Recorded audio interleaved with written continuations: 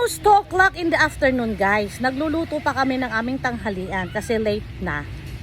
Dahil ang dami kong ginawa, alauna na ako na malengke ng kulang.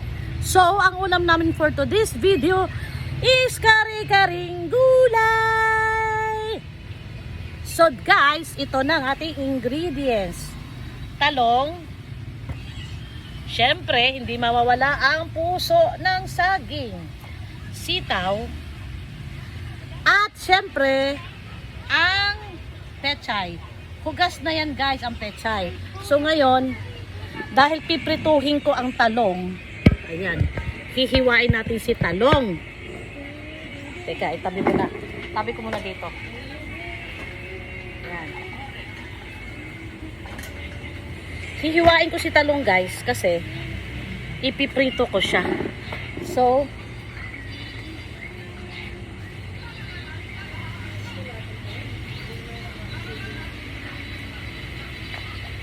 lalagyan ko agad ng asin para hindi mangitim. Ayan. Mabilis ang hiwa to, guys.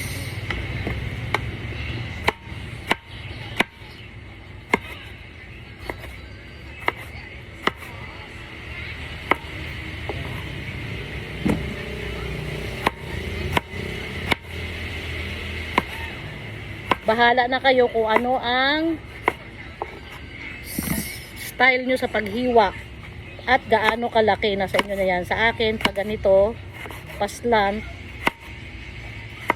kasi ang talong pag naiprito na, malambot na siya, lumiliit din, kaya nilakihan ko paslant. Yan, ganyan, guys. See you later.